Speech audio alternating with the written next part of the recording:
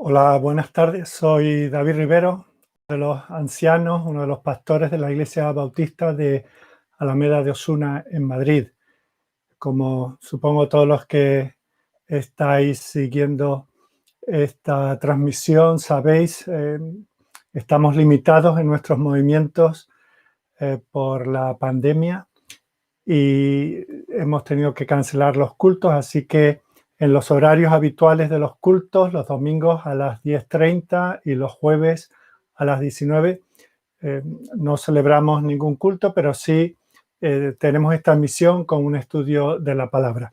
Disculpadme, entiendo que se escucha bien, así que sigo con vosotros.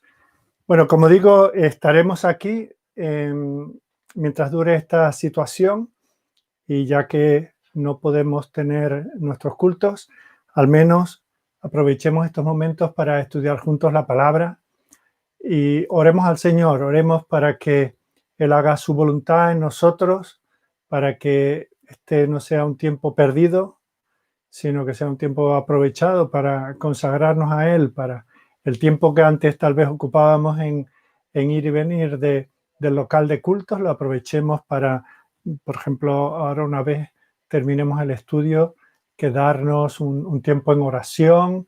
Si no hemos podido tener nuestras lecturas devocionales en este día, aprovechemos según acabe el estudio para tenerlas.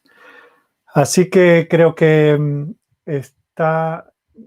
tengo noticias de que se está escuchando bien, así que hoy volvemos al libro de los jueces. Estamos estudiando la gracia del Señor en la vida de algunos de estos hombres y mujeres que el Señor usó en ese periodo entre la conquista de la tierra de Canaán y el inicio, el asentamiento de la monarquía.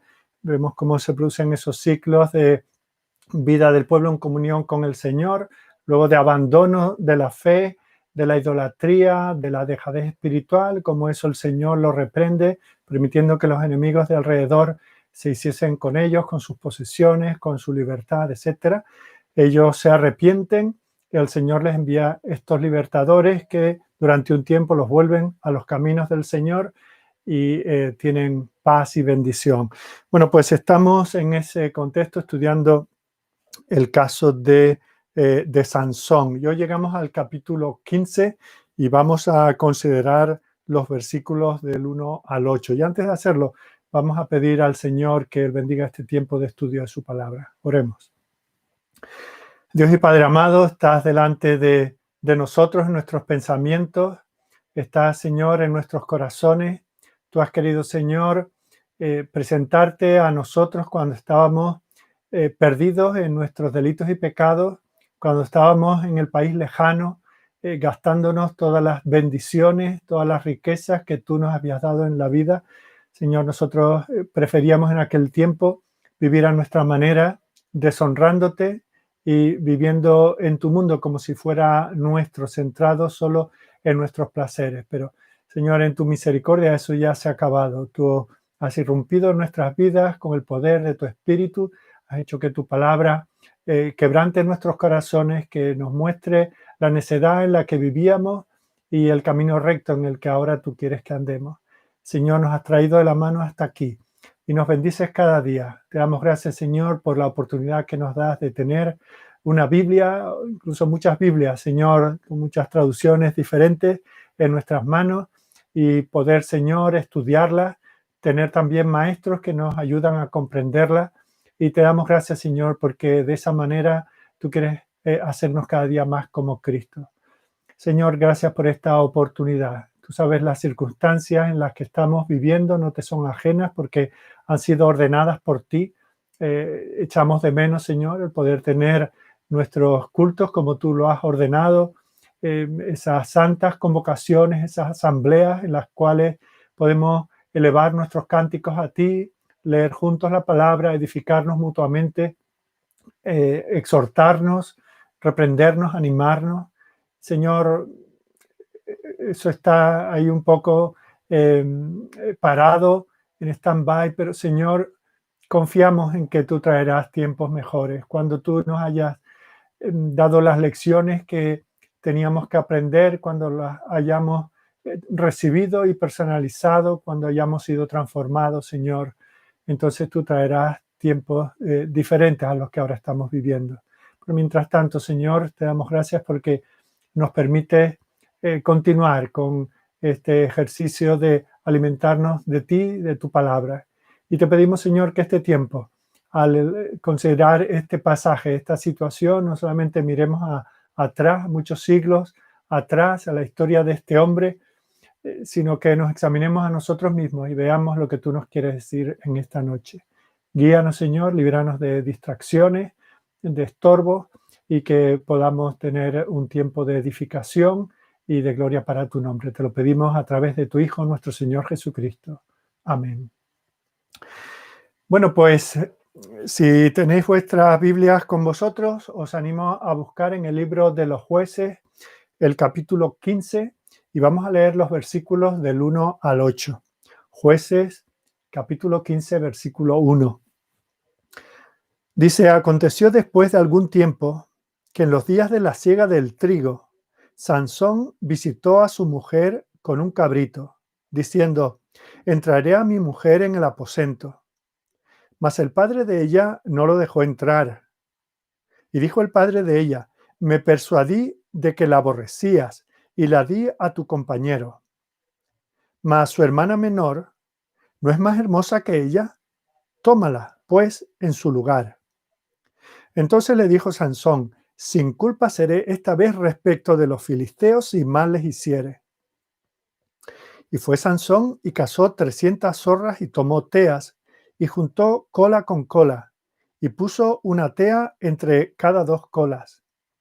Después, encendiendo las teas, soltó las zorras en los sembrados de los filisteos y quemó las mieses amontonadas y en pie, viñas y olivares. Y dijeron los filisteos: ¿quién hizo esto? Y les contestaron: Sansón, el yerno del Timnateo, porque le quitó su mujer y la dio a su compañero.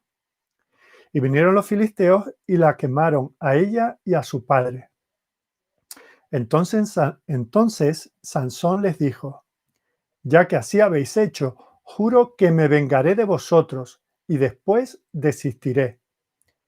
Y los hirió cadera y muslo con gran mortandad, y descendió y habitó en la cueva de la peña de Etam. Bueno, aunque han pasado 3 o 4 semanas, la última vez que vimos a Sansón se dirigía de regreso a casa de su padre.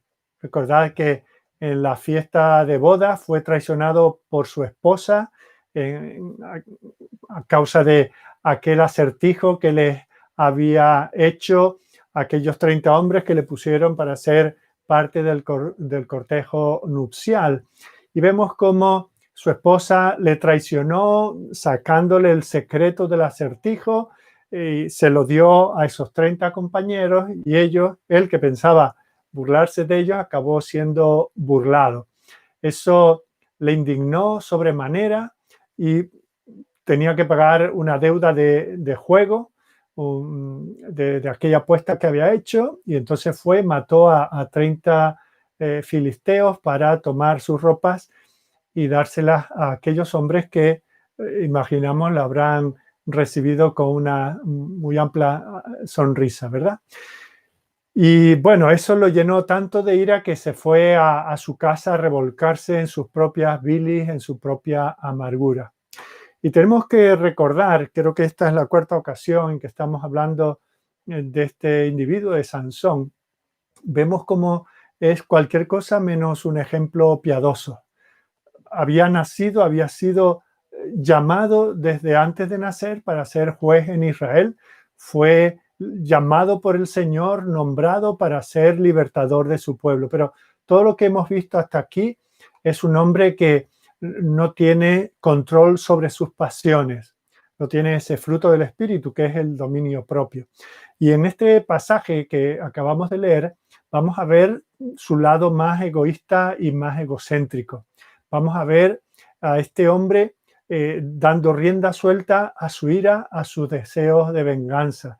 Y vamos a ver también cómo esa ira, ese deseo de venganza, cuando se descontrola, pues ya uno pierde la capacidad para limitar el alcance. Vamos a ver cómo la venganza puede parecer atractiva cuando nace en nuestro corazón. Por eso hemos puesto este título de una venganza agridulce, porque mientras se planifica, uno se va relamiendo con el regusto de quedar por encima de los demás. Mientras ese pecado está dando vueltas en el corazón, parece que tiene un gran sabor. Pero cuando se ejecuta y cuando se pierde el control por la venganza, entonces se convierte en un sabor muy amargo. Y por eso vamos a hablar esta tarde del sabor agridulce de la venganza. Y quiero señalar varias lecciones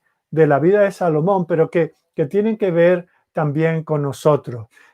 Fijaos que esto alguien puede pensar, y sobre todo con el caso tan extremo que vamos a ver, que bueno, que este no es un asunto que a mí me afecte, pero fijaos, es que lo tenemos casi cada día. Ahora mismo, por ejemplo, con estos medios de comunicación que tenemos, que nos mandamos en estos grupos, mensajes, tenemos opiniones. Ahora, con la situación que estamos viviendo, tenemos distintos criterios del origen de esta situación, si es natural, si es creada por el hombre, si es creada porque hay una conspiración, si no, si los medios que se nos proponen para controlarla son adecuados, si no, si hemos de tomar medidas preventivas, si no.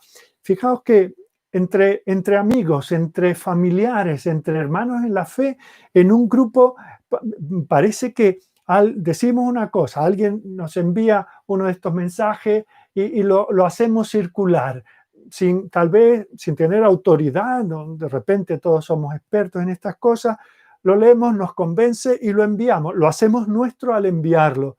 Pero resulta que en ese grupo, que sí tenemos muchas cosas en común, un apellido o un contexto social, familiar, o que somos hermanos de la misma iglesia, bueno, pues hay alguien que tiene otro criterio.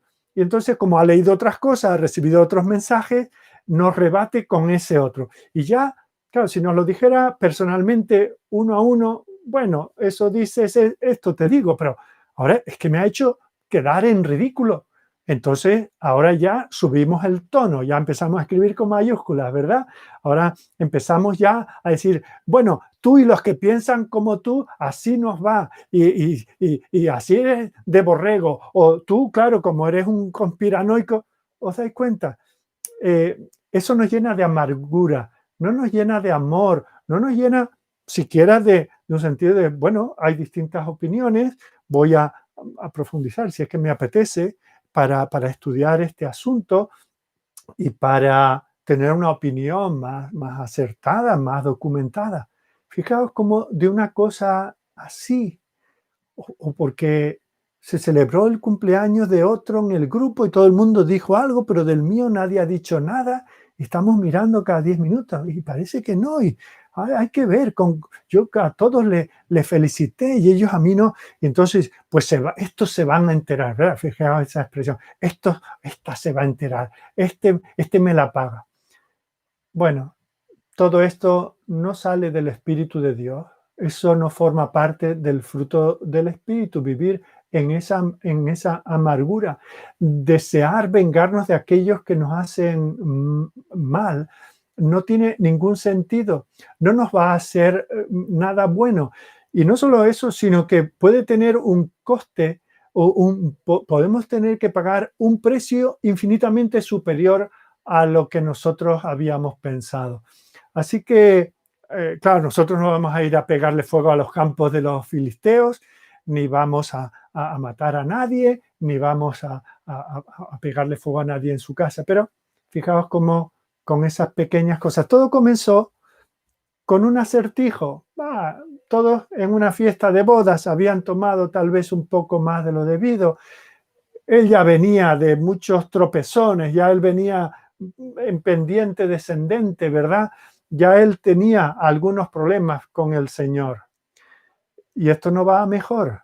él no ha sabido parar, él no ha sabido decir, Señor, he pecado y esto lo corrijo, no, sino que, como vamos a ver, él piensa volver, se ha ido a casa a lloriquear con mamá y con papá, pero después de estar un tiempo allí, dándole vueltas a su amargura, ahora regresa. Y vamos en primer lugar a hablar de ese regreso que encontramos en los versículos 1 y 2.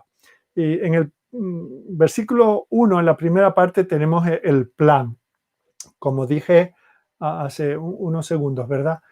Sansón se escapó, ese novio a la fuga, se fue de su propia boda lleno de ira. No llegó a consumar el matrimonio. Y parece que pasa un tiempo y cualquiera podría pensar que ha madurado, que ha meditado, que no se comportó bien, que le faltó el respeto a esta gente a los cuales no eran sus amigos de la infancia, no tenía esa confianza, no podía abusar de ellos de aquella manera, pretender enriquecerse, haciendo que ellos les diesen sus vestiduras, etc. Así que eso es lo que cabría esperar, pero no, él quiere volver y en un sentido quiere empezar por hacer las paces con su novia y le trae un regalo, bueno, que toda mujer desea, ¿verdad? Supongo que mi esposa que está escuchando esto en el salón y las vuestras de los que estáis casados, una cabra, qué mejor regalo, ¿verdad? Le trae una cabrita y piensa que con eso él va a poder consumar aquel matrimonio que había dejado pendiente, que va a ser recibido por su suegro y va a vivir con su esposa como si no hubiera pasado nada, como marido y mujer. Esa es la idea de Sansón, pero cuando llega allí se encuentra con un problema. El suegro de Sansón no le permite que entre en la habitación de su hija. Le dice que por lo que él había hecho, por cómo él había actuado, él daba por sentado que la boda había quedado cancelada. Él había demostrado poco amor por la chica, por su hija. El que tenía que estar ofendido era el padre, ¿verdad? La había abandonado en el altar y se había ido corriendo a casa con papá y con mamá. Y el padre asume, como podemos leer en este primer versículo, que Sansón aborrecía a su hija. Y como era una aborrecida, era una despreciada, pues él inmediatamente procura corregir eso por el honor de su hija y se le da a otro hombre. De tal manera que Sansón se fue, pero aparentemente la boda continuó, solo que fue cambiado el esposo, ¿verdad? Así que en cuanto a Sansón, su matrimonio había quedado anulado. Pero el padre, y no sabemos más que lo que nos dice la escritura, pero podemos imaginar que conociendo cómo se las gastaba Sansón, lo que había hecho con aquellos 30 filisteos y cómo era este hombre cuando se llenaba de ira, le hace una propuesta. En el versículo 2 le dice, mira, te propongo un intercambio. Te doy a mi hija menor, que incluso es más bonita. Dice que esta chica la consideraba aún más hermosa que su hermana con la cual él había pretendido casarse al principio. La manera de razonar del padre es que a Sansón le daba igual. Tanto no amaría a su hija primera porque la abandonó. El cálculo que, bueno, este hombre le daba igual Juana que su hermana, como se suele decir, ¿verdad? Tenía solamente una atracción física por ella, así que si ese era el razonamiento de Sansón, mira, aquí te doy a otra que es aún más hermosa que su hermana. Y cuando nosotros leemos en el capítulo anterior, capítulo 14, los versículos 1 al 3, nos damos cuenta de que la manera en que él habla con sus padres para que hablen con el que habría de ser su suegro y su familia para casarse con esta primera mujer, pues podemos pensar que por su manera de actuar y decir, no, esa es la que yo quiero, esa es para mí. El suegro no estaba muy desencaminado en su manera de considerar los criterios de Sansón, así que piensa que igual va a quedar contento con su con la hermana de la que iba a ser su esposa. Aquí Sansón está aprendiendo una lección muy valiosa, pero de una manera muy difícil. Está aprendiendo que no se puede confiar en los filisteos. Fijaos, estos filisteos lo han engañado de múltiples maneras. En primer lugar, él pierde una apuesta con ellos. ¿Por qué? Porque no jugaron limpio. Hicieron trampas amenazando de muerte a su esposa, a la que iba a ser su esposa, si no les ayudaba a ellos a encontrar la respuesta al acertijo. Así que así se las gastan los filisteos. Y él quería unirse a una filistea. Ya sus padres se lo habían dicho, ya Dios lo había dicho en la ley. En segundo lugar, vemos cómo de esta gente uno no se puede fiar, porque la que había sido consagrada, apartada para ser su esposa, ahora fácilmente se la entregan a otro hombre. En tercer lugar, vemos cómo no dice el padre, que seguramente habrá recibido, no se habla aquí ni en el capítulo anterior de la dote que había pagado el padre de Sansón para recibir a aquella mujer como la hija, la esposa de su hijo, pero esa era la costumbre en aquel tiempo. Así que fijaos que este hombre, como quien dice, como en estas tiendas, ¿verdad? Te compras una camisa y la vas a devolver y dice, no, el dinero no te lo puedo dar, te puedo cambiar la prenda por otra, ¿verdad? Y eso es un poco lo que Sansón todavía no ha aprendido, que con los filisteos no se puede hacer negocio, que con los filisteos siempre vas a tener las de perder. Y eso es lo que el Señor quiere advertirnos a nosotros una y otra vez. Y no pensemos que este es un caso único, que este es un caso especial. El Señor nos dice una y otra vez en su palabra que no formemos relaciones cercanas, relaciones íntimas con personas que no son salvas. No solamente prohíbe los matrimonios como el que Sansón había estado a punto de contraer y que ahora había venido a consumar. Recordamos en 2 Corintios 6, 14, nos dice, no os unáis en yugo desigual con los incrédulos, porque qué compañerismo tiene la justicia con la injusticia y qué comunión la luz con las tinieblas. Pero fijaos que aún en Corintios, este pasaje tiene implicaciones más allá del matrimonio, a todas las relaciones en la vida, a todo tipo de asociaciones en las que participemos en nuestras vidas, ya sea en nuestras amistades, ya sea en nuestras relaciones comerciales, ya sea en nuestras relaciones sociales. Los creyentes tenemos que tener mucho cuidado con el tipo de personas con las cuales intimamos, con los cuales formamos vínculos cercanos, porque ese tipo de relaciones incorrectas puede traer efectos devastadores para nuestra condición espiritual. Mira lo que nos dice, por ejemplo, el Señor en 1 Corintios 15:33. No erréis, las malas conversaciones corrompen las buenas costumbres. Uno empieza a hablar, empieza a discutir, empieza a pensar como las otras personas simplemente por llegar a un entendimiento, por ser abiertos y por no estar cerrados de mente, y acabamos no tanto convenciendo a otros, porque fijaos que nosotros no podemos convencer de nuestras posturas cristianas, no podemos convencer a nadie. Eso solo puede hacer el Espíritu. Pero nosotros creemos que podemos ganar a las personas con nuestros argumentos, que podemos hacer la obra del Espíritu. Y eso lo tenemos perdido. En cambio, sí podemos ser confundidos, sí podemos ser convencidos por el enemigo, por medio de aquellas personas que forman parte de ese ejército de perdedores que son los inconversos. Por eso dice el Señor, no erréis, no metáis la pata, no os equivoquéis. Las malas conversaciones acaban corrompiendo las buenas costumbres.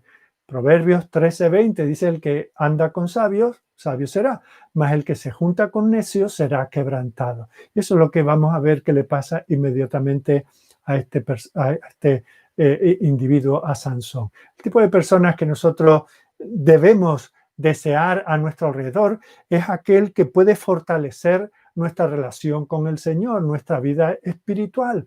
Por eso es tan importante la comunión en la iglesia, por eso es que lamentamos tanto no poder tener nuestras actividades como iglesia.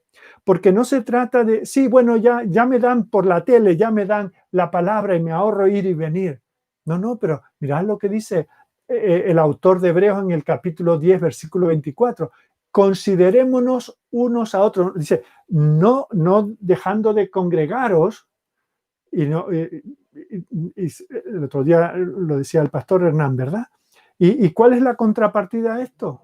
No dice, sino congregaos, no, sino consideraos unos a otros para estimularnos al amor y a las buenas obras.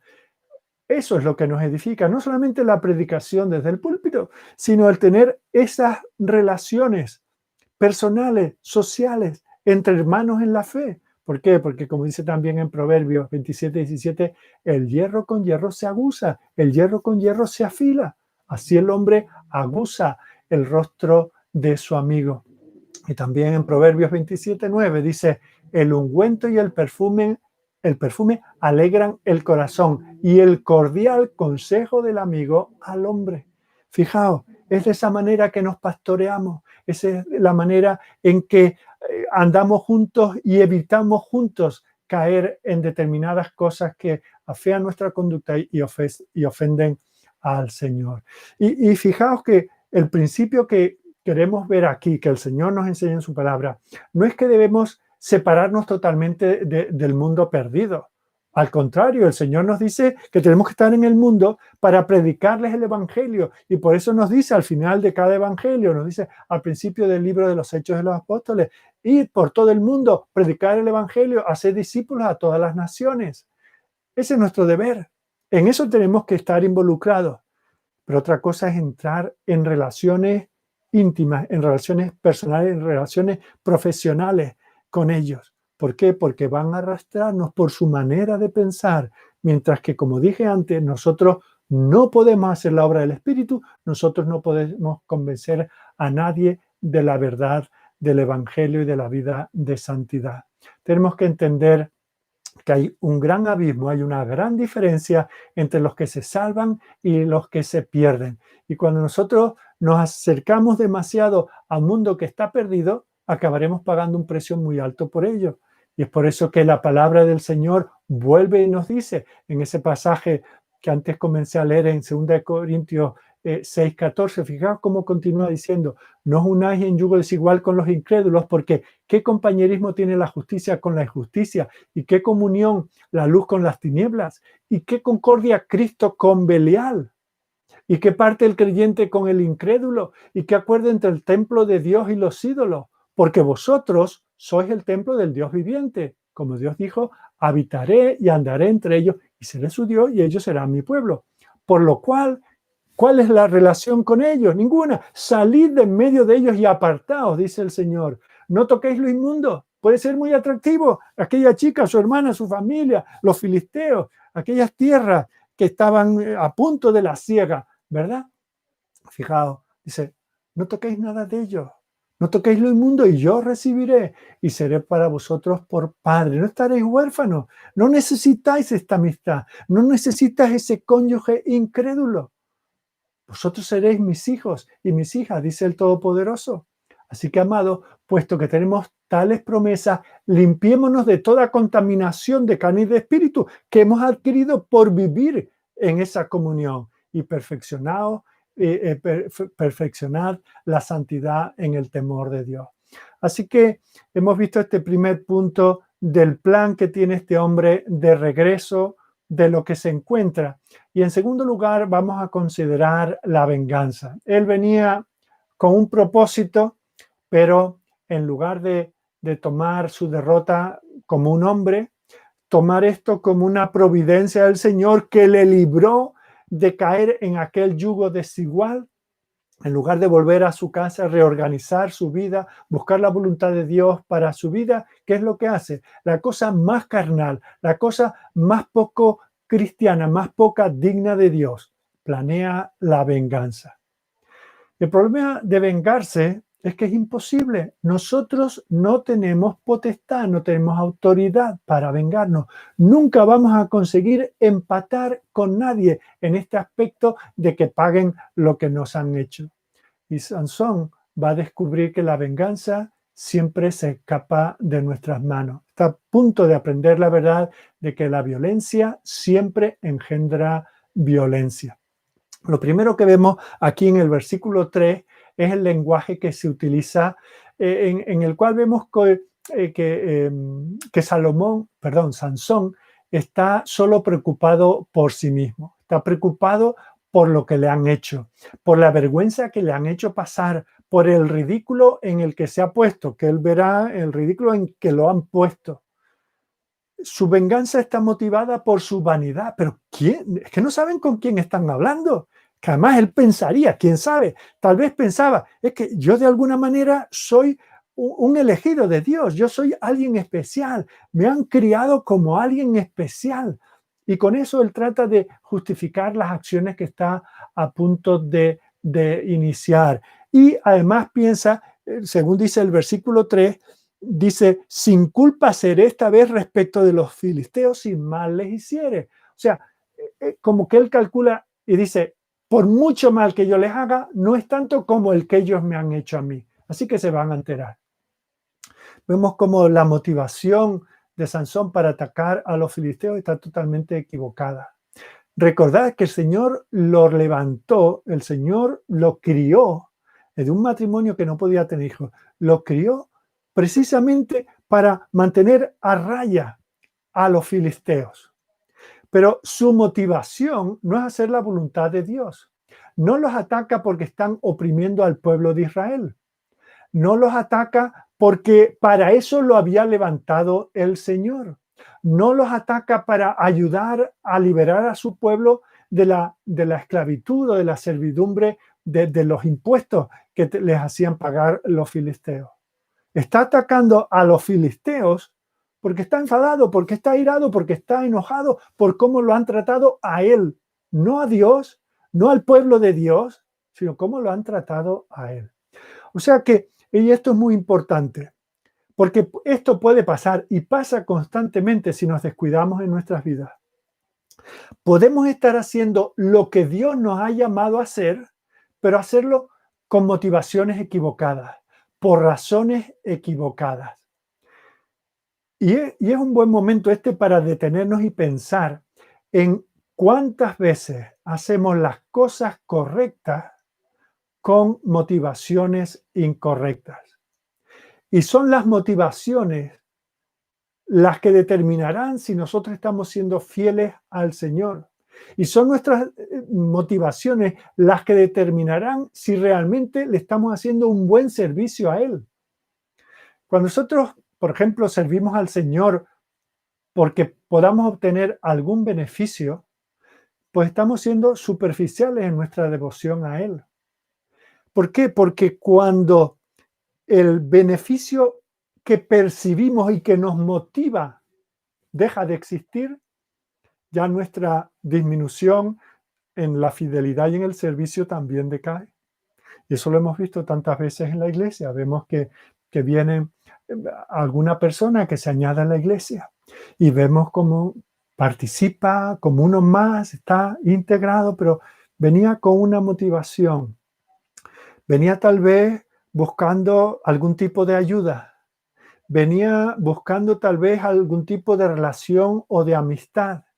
Y cuando eso o bien se ha obtenido en plenitud y ya se tiene lo que se buscaba, el fervor decae, porque eso no era lo que le motivaba. El interés deja de existir. Y lo mismo si no se obtiene. Si se venía por tener una relación con una persona o por tener algún beneficio económico, alguna ayuda o lo que sea. Si eso no se obtiene o no se obtiene en la medida en que se buscaba, viene la frustración y no mantiene a esa persona su amor a Dios, que posiblemente nunca lo hubo, ni su interés por pertenecer a su reino y darle gloria. Desaparece la motivación, desaparece el interés. Y es por eso que igual se unen, algunos se unen igual a una iglesia que a un club social, que a un club deportivo, que a una sociedad cultural o que a una logia masónica. La misma motivación que nos trae, nos mantiene o nos aleja de la iglesia. Lo mismo en el ámbito del servicio. Aquellos que se presentan voluntarios a servir simplemente porque las personas le agradezcan, le muestren su gratitud. Cuando esa gratitud se agota o cuando no se percibe, pues también decae el ánimo para el servicio. Aquellos que sirven por interés de ganar una posición, o bien porque se adquiere la posición y se da uno cuenta que tiene más responsabilidades de las que está dispuesto a cargar, o porque se frustra porque no consigue esa posición, como eso es lo que le motivaba, al tenerlo y aburrirse de ello, o al no alcanzarlo, pues también con ello se acaba el entusiasmo. Y esa es una advertencia muy importante, no solamente para que nos examinemos como individuos, sino también para que nos examinemos como iglesia. Por eso es que nosotros no debemos ni siquiera pensar ni pasar por nuestra imaginación el intentar atraer a las personas mediante ningún truco, ninguna subvención. No debemos hacer otra cosa que predicar el Evangelio y dejar que el Evangelio, que es poder de Dios para salvación, obre en la vida de las personas. Alguien ha dicho, si los atraes con una pizza, tendrás que preservarlos con una hamburguesa. Y eso es lo que sucede, ¿verdad? Muchas iglesias han recurrido a todo tipo de métodos, de trucos, de estrategias mundanos para atraer a las multitudes. Pero, claro, tienes que hacer un truco nuevo cada día. Tienes que tener una oferta nueva cada día para mantenerlos. Por eso nosotros tenemos que examinar nuestras motivaciones. ¿Por qué servimos al Señor? ¿Como individuos o como iglesia? ¿Por qué venimos? Bueno, quisiera estar diciendo esto desde un púlpito, una iglesia, ante una congregación, pero ¿por qué participamos? ¿Por qué nos entregamos a la vida de la iglesia? ¿Cuáles son nuestras verdaderas motivaciones? ¿Por qué hacemos lo que hacemos? ¿Por qué oramos? ¿Por qué leemos la palabra? ¿Por qué tenemos comunión con los hermanos? Si nos motiva el amor al Salvador, si nos conmueven los pensamientos de todo lo que Él hizo al morir por nosotros, salvándonos, guardándonos, bendiciéndonos, si nos damos cuenta de todo lo que tenemos y que todo lo que tenemos es simplemente por la gracia, entonces tendremos la motivación adecuada. Estamos devolviendo en amor a Dios todo el amor que Él nos ha dado. Ese es el motivo que debe de movernos. Y por eso viene a nuestra mente seguramente ese pasaje al final de ese maravilloso capítulo de la resurrección, 1 Corintios capítulo 15, versículo 58, que dice, así que hermanos míos, estad firmes y constantes, creciendo en la obra del Señor siempre, sabiendo que vuestro trabajo en el Señor no es en vano. Cualquier otra motivación es en vano, pero lo que hacemos en el Señor, eso no es en vano. Así que pauso antes de seguir, digo, ¿qué es lo que te motiva? ¿Qué te motiva a estar siguiendo este estudio? ¿Qué te motiva a formar parte de nuestra congregación? ¿Qué te motiva a querer formar parte de nuestra congregación? ¿Qué te motiva a seguir al Señor? ¿A querer unirte a su pueblo? Piénsalo. Pide al Señor que quite de tu corazón motivos espurios y que lo único que te motive sea Él y su gloria. Bueno, seguimos adelante considerando este asunto de la venganza de Sansón. Y vamos a ver, hemos visto sus motivaciones, vamos a ver ahora sus métodos. Él ya está decidido, ya no hay vuelta atrás, que va a vengarse de los filisteos. Así que lo que hace es cazar zorrillos, esa especie de chacales que aún existen y que suelen vagar por aquella zona del Oriente Medio en grandes manadas. Y entonces reúne hasta 300 y dice que los ata cola con cola, de dos en dos, hace 150 parejas, ata una antorcha encendida entre sus colas y los suelta. Ahora tenéis que imaginar esos pobres animalillos que ya están estresados por haber sido tomados, capturados. de ser manipulados, verse que están atados cola con cola, que encima llevan una tea encendida y que están comenzando ellos mismos a arder. Pues, ¿qué es lo que hacen? Por instinto salen corriendo por los campos de trigo, por los olivares, por los viñedos. Dice que los queman por completo. Tenemos que pensar, porque además lo dice, que esto ocurrió en el tiempo de la siega del trigo. Esto era algo devastador para la economía de aquella gente. Fijaos, aquel fuego que llevaban aquellos animales era un símbolo de lo que ardía en el corazón de Sansón, el fuego de la venganza. Está molesto por perder a su esposa, pero picado por la vergüenza que tuvo que pasar, porque quedó en ridículo el día de su fiesta de boda y no era capaz, no fue hombre suficiente como para dejarlo pasar. Y dijo, yo me tengo que salir con la mía a cualquier precio. Pero en tercer lugar, viendo su plan, vemos como él calcula mal el precio. Igual que calculó mal aquel jueguecito de la adivinanza, calculó mal con quién estaba jugando. Aquí también hace un error de cálculo. En el versículo 6 vemos esto, ¿verdad? Él lleva a cabo su venganza y piensa que, bueno, ya con esto ha quedado satisfecho. Ha destruido las cosechas de los filisteos. Entendemos que esto ocurre hacia el final del verano, las mieses están ya secas, están recogidas, y él piensa que a esta gente le va a hacer pasar un invierno muy crudo y muy difícil. Pero ha cometido un gran error de cálculo, porque los filisteos están molestos por la pérdida de sus cosechas, de sus olivos, de sus viñedos, y hacen sus averiguaciones. Y como se suele decir, la policía no es tonta. Así que preguntan, hasta que llegan a saber que ha sido Sansón el responsable de aquella devastación para sus tierras. Tenemos que recordar que ellos son hombres que no temen a Dios, son hombres malvados y egoístas. Así que aquellos pensamientos de venganza ejecutados en actos de venganza, ¿qué es lo que generan? Conciben y dan a luz sentimientos y pensamientos de venganza. Pero conocían al individuo, conocían de qué había sido capaz, había dejado a 30 familias sin sus hijos cuando había matado a aquellos 30 filisteos. Así que no van a él a la cara, actúan como los cobardes que son y tratan de atacar a Sansón atacando a otros. Así que al hacer la averiguación dicen, bueno, es el yerno del Timnateo. Así que van a donde está este hombre, van donde está su hija, la que había de ser su esposa, y seguramente no se nos indica exactamente cómo fue el asunto, pero los quemaron vivos. Seguramente los encerraron en su casa, trancaron las puertas y allí los quemaron hasta morir. Esta es una escena terrible, que lo que nos muestra es que la venganza no tiene fin. Es una bola de nieve que sabemos cómo empieza, pero nunca sabemos cómo va a terminar. Sí sabemos que va a intensificarse.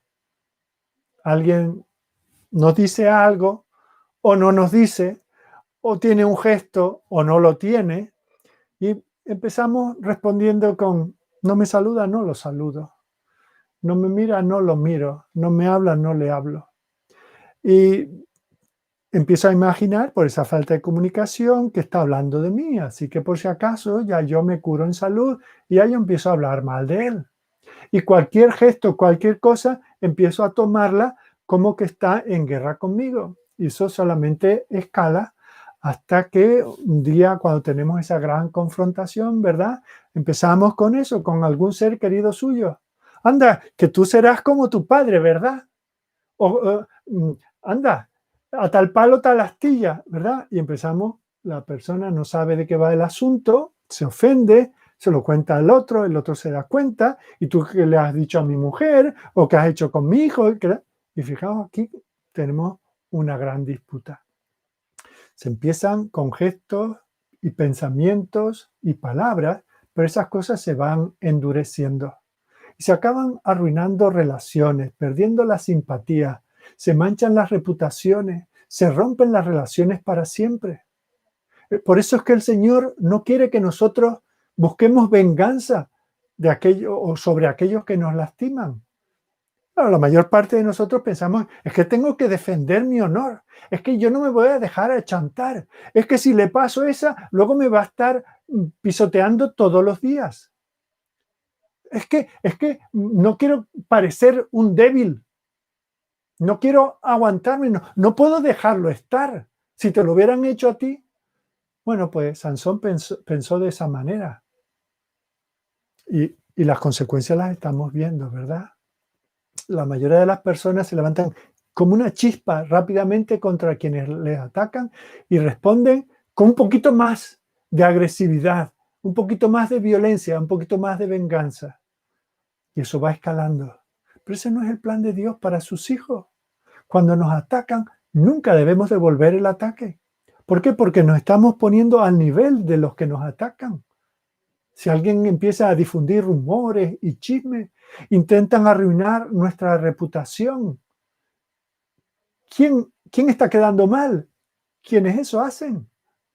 Si nosotros tratamos de empatar ese partido, estamos empañando nuestro testimonio. Estamos dejando que la carne tome primacía. Estamos demostrando que Jesucristo no es la fuerza más poderosa de nuestras vidas, que el Espíritu de Dios no está en nosotros, que estamos más del lado del odio y de la venganza que del lado del amor. Estamos más del lado del orgullo espiritual y del ego. Y creemos que tenemos que quedar por encima, que siempre tenemos la razón, que los que están equivocados son los otros. Y eso va acompañado del orgullo. Y por eso devolvemos los ataques. Y por eso nos hacemos semejantes a aquellos que nos han atacado a nosotros. Porque además estamos diciendo, es que la vida se trata de mí. Soy yo, es mi persona, es mi reputación, es lo que se dice de mí o lo que imagino que se dice de mí. No estoy pensando en la voluntad de Dios para mi vida. No estoy pensando como David, que cuando lo insulta dice, bueno, déjalo. Si el Señor lo ha enviado a decir todo esto de mí, bueno, bendito sea el nombre del Señor. ¿Qué se supone que tenemos que hacer cuando nos atacan? En un momento hablaré más de ello, pero tenemos que pensar que Dios es el Dios de las venganzas. Dios tiene una manera de responder a los ataques que hacen a los suyos, que es infinitamente superior a la que nosotros podamos considerar. Si nosotros realmente queremos que las ofensas contra nosotros sean vengadas, dejémoslo al Señor. Yo puedo responder y hacer algo desastroso, pero no es comparable con lo que el Señor puede hacer para defender mi honor, para defender su nombre en mí. Si realmente queremos venganza, dejémosla en las manos del Señor. Bueno, hemos visto un poco el regreso de Sansón, el plan que él tenía. Hemos visto con la que se encuentra, se queda chafado, más avergonzado que antes, busca la venganza. Y en tercer lugar, vamos a ver la masacre que origina, y para eso tenemos que ir a los versículos 7 y 8. Disculpadme.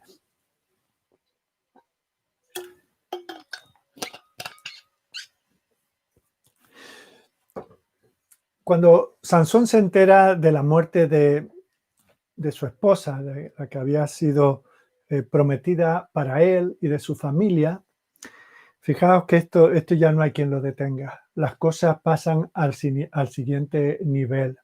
La violencia continúa engendrando violencia.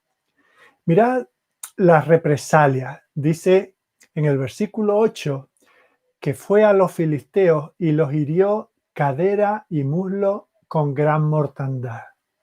Los hirió de todas las maneras posibles. Hizo una auténtica masacre. No se limitó, esa expresión los hirió cadera y muslo. Habla de que no se contentó con quitarles la vida. Lo hizo de la manera más macabra y más horrorosa que podemos imaginar.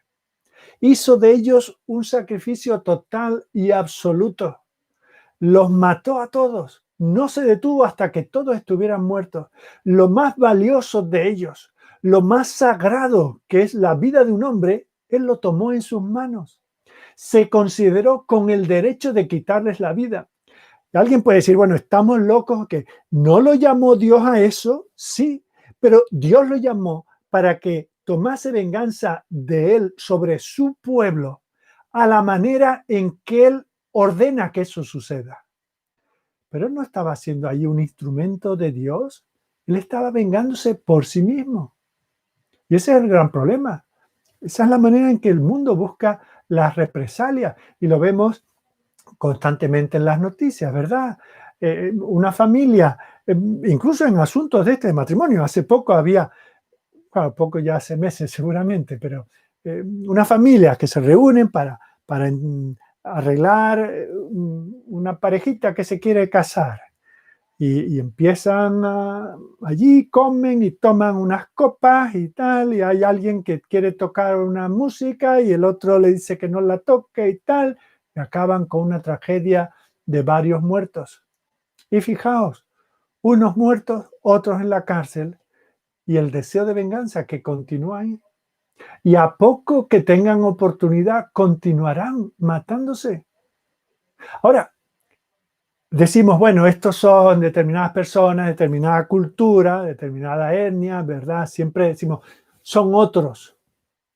Pero fijaos que cuando a veces analizamos este tipo de noticias y cuando vemos los detalles de lo que sucedió, hay algo dentro de nosotros que dice, bueno, esto no está bien, pero entiendo que lo hayan hecho. Porque si eso me lo hacen a mí, no sé qué haría. Fijaos, a lo mejor por ciertas limitaciones que el Señor pone a nuestro alrededor, o porque nos evita entrar en ese tipo de situaciones extremas donde ya hay sangre y hay vidas que se pierden, solo porque el Señor nos retiene. Pero en nuestro corazón no somos muy diferentes. Cuando nosotros decimos a nuestro niño, no te dejes pegar, no dejes, tú si te pegan, pega. Decimos, es que si no dijo eso le van a estar pegando. La violencia genera violencia. Y eso es contrario al espíritu del Señor. Y para eso estamos nosotros los padres, para ir a hablar con quien haya que hablar. Y para explicarle a los niños, al niño agresor. Y para decirle, mira, fulanito, si Dios te ha dado fuerza, es para defender, para proteger, para ayudar al débil, no para herir a tu prójimo. Y le has pegado a mi hijo, le has hecho daño. Y queremos mostrarte que hay un camino mejor. Podemos redimir esa situación. No tenemos garantizado que ese niño se convierta allí y se arrepienta de rodillas, pero estamos redimiendo esa situación. Si no, le estamos diciendo a nuestro hijo, la venganza tiene lugar. Tú pega para que no te peguen.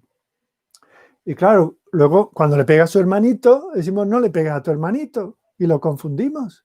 Y cuando luego lo llevemos a la iglesia y oiga al pastor predicar un sermón sobre este asunto, bueno, pero tú en el patio no te dejes pegar, ¿verdad? Esa no es la manera del Señor. Tenemos que ver que la venganza forma parte de nuestra constitución como pecadores caídos. Pero tenemos que ver que si somos de Dios, tenemos que estar por encima de ese deseo de desquitarnos. Ahora, uno entiende que una situación como esta es extrema, pero Él ha buscado este extremo. Uno aguanta más por sí mismo que lo que aguanta por su familia. Yo cuando he estado en alguna congregación, incluso en esta congregación, algunas personas se han marchado y se han marchado mal y han comenzado a hablar mal del ministerio, de la predicación, de que no les atiendo adecuadamente, que predico sermones muy largos, todo eso. Y a mí no me importa aguantar eso. En parte tendrán razón. Pero me duele cuando a partir de ahí empiezan a hablar mal de los hermanos, de esas ovejitas, por las cuales oro cada día y a las cuales trato de ministrar y proteger cada día. Y eso me duele mucho. Y no sé, solo pido al Señor que no me ponga en una situación en la que vea que no me buscan a mí, sino que buscan a los míos, a mi esposa, a mis hermanas, a mis hijos, a mis nietos. Solo pido al Señor que no me ponga en esa situación, pero antes de llegar a esa situación, quiero tener estos principios en mi mente. Y por eso es que es tan importante estudiar pasajes como este, para mentalizarme, para dejar grabado en mi corazón que no debo buscar la venganza, pase lo que pase. Tengo que saber manejar lo que la gente dice de mí, cuando hablan mal de mí, cuando hablan mal de mi familia. Tengo que quitar de mi mente y de las posibilidades, igual que cuando entro en el matrimonio, tengo que dejar fuera cualquier concepto que de este matrimonio hay otra salida que no sea la muerte mía o la de mi cónyuge. Igual con esto, tengo que estar mentalizado que ajustar cuentas no forma parte de la naturaleza nueva que el Señor me ha dado. Y por eso tengo que pedirle al Señor gracia sobre gracia para no actuar conforme a mis instintos, sino conforme al poder del Espíritu que mora en mí. Hay algo, y los científicos nos dicen que hay este deseo de venganza y la ejecución de la venganza produce ciertas alteraciones químicas que nos dan cierto placer, cierta satisfacción. Pero eso es algo de la carne. Esa satisfacción no es del Señor. Eso forma parte de la vieja naturaleza humana que nosotros tenemos que controlar. No debemos moldearnos a este siglo, sino ser transformados por medio de la renovación de nuestro entendimiento, para que conozcamos cuál es la buena voluntad de Dios, lo que le agrada a Él, lo que es perfecto. Bueno, seguimos. En el versículo 7 vemos como Sansón razona consigo mismo y al explicar sus razones nos hace ver que sus deseos de venganza son puramente egoístas. Mirad lo que dice el versículo 7. Ya que así habéis hecho, juro que me vengaré de vosotros y después desistiré. Mirad el lenguaje. No menciona al Señor, no menciona a su nación, no menciona a Israel, no menciona las injusticias de los filisteos hacia el pueblo del Señor, no menciona la voluntad del Señor, la gloria del Señor, el nombre del Señor, solo piensa en sí mismo. Él dice, yo me vengaré de vosotros. Y este es el gran problema de la venganza. No tiene nada que ver con el Señor y tiene todo que ver con nosotros. Lo que está herido es nuestro orgullo. Lo que están heridos son nuestros sentimientos. Sentimos la necesidad de vengarnos por nosotros mismos. Se trata de nosotros, de cómo nos sentimos acerca de lo que nos han hecho. Y ese es el problema que tiene Sansón. Y ese es el problema que tiene toda persona que quiere vengarse. Pero Dios no es así. Dios tiene un camino mejor. Y en lugar de tomar el asunto en nuestras propias manos, Él nos dice que lo dejemos en sus manos. Y por eso viene a nuestra mente aquel capítulo 12 de Romanos, leyendo a partir del versículo 17, donde dice, no paguéis a nadie mal por mal, procurad lo bueno delante de todos los hombres, si es posible, en cuanto dependa de vosotros, estad en paz con todos los hombres. No os vengáis vosotros mismos, amados míos, sino dejad lugar a la ira de Dios. Y hace aquí una referencia al Antiguo Testamento. Dice, porque escrito está, mía es la venganza, yo pagaré, dice el Señor. Entonces dice, así que si tu enemigo tuviera hambre, no lo tengas en un desierto, dale de comer. Si tuviera sed tu enemigo, dale de beber. Haciendo esto, ascua de fuego amontonarás sobre su cabeza. Estarás dando luz a su vida. Estarás iluminando, dando entendimiento de cuáles son las normas del reino. Y termina aquí el Espíritu Santo a través de Pablo diciendo, no seas vencido de lo malo, sino vence con el bien el mal. Alguien podrá pensar que Sansón salió victorioso. Sansón salió derrotado, fue vencido por lo malo. No venció el mal recibido con bien de su parte. En lugar de atacar a los que nos atacan, tenemos que orar por ellos. Tenemos que amarlos, tenemos que ser buenos con ellos.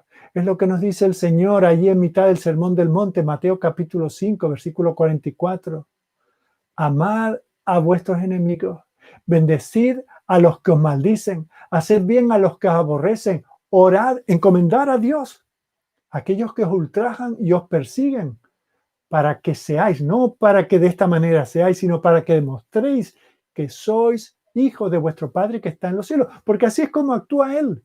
Él hace salir su sol sobre buenos y malos. Él hace llover sobre justos e injustos.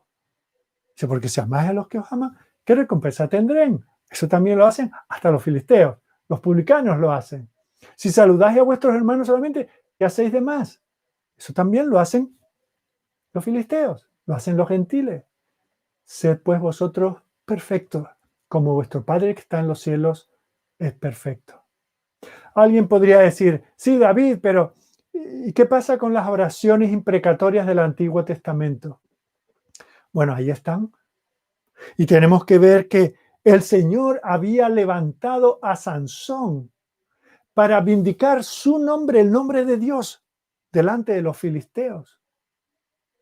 Si Sansón hubiese ido con manos y corazón limpio y decir, Señor, para esto me has levantado en medio de esta generación, que estos hombres y sus mujeres y sus niños sean extinguidos por causa de tu nombre. Eso sería una imprecación adecuada en un contexto adecuado. Pero cuando nosotros oramos de esa manera imprecatoria, simplemente porque somos nosotros los ofendidos. No oramos así cuando oímos noticias de que en tantos lugares del mundo cada día están muriendo cristianos. No decimos, Señor, quítalos de este mundo. A estos que están dañando a tu iglesia en aquel lugar que yo nunca he visitado, que no conozco a nadie de aquel lugar, pero ten misericordia tú de ellos, Señor. Deténlos.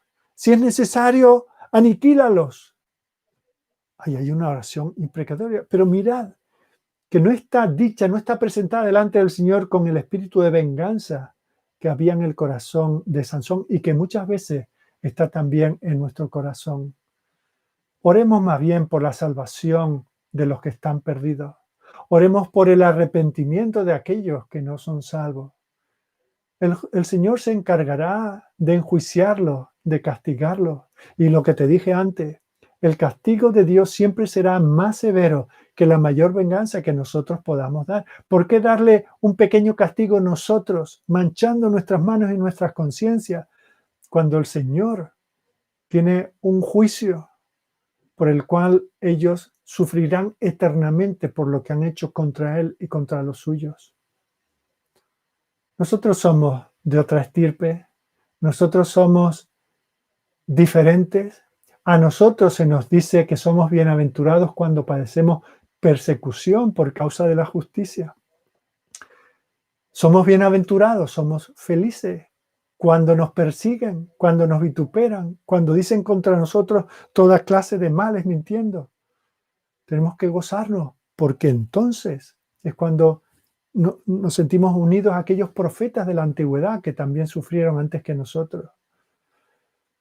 El apóstol Pedro nos dice en la primera carta, capítulo 4, versículo 12, amados, no os sorprendáis del fuego de prueba que os ha sobrevenido, como si alguna cosa extraña os aconteciese, sino gozaos por cuanto sois participantes de los padecimientos de Cristo, para que también en la revelación de su gloria os gocéis con gran alegría. Fijaos qué diferencia.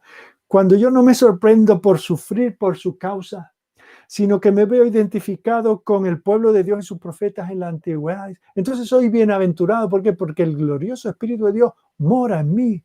Y yo lo veo porque ya he perdido los deseos de venganza. Ya no quiero quedar por encima de nadie. Ya no quiero quedar al nivel de nadie. Por eso dice que ninguno de vosotros padezca como homicida. Este hombre fue un homicida.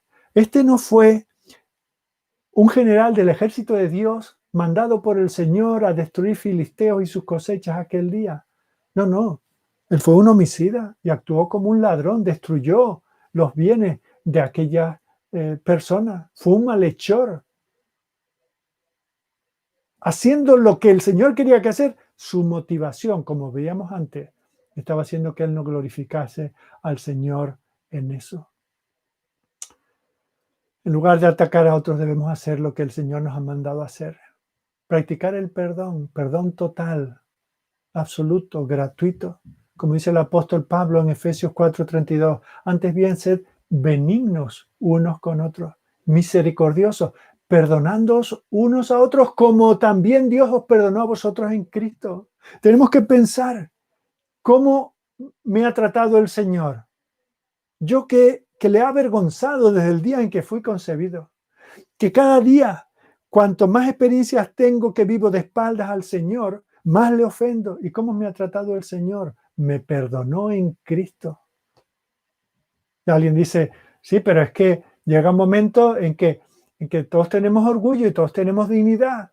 Y es que además me atacan por ser cristiano y me atacan por ser un hijo de Dios y por vivir una vida de santidad. ¿Y qué es lo que dice el Señor? Perdónalos. Y cuando vamos como Pedro decimos, Señor, pero todo tiene un límite. ¿Y cuántas veces perdonaré a mi hermano? Exagerando, no sé, 7 veces. Y el Señor dice, no, multiplica por infinito.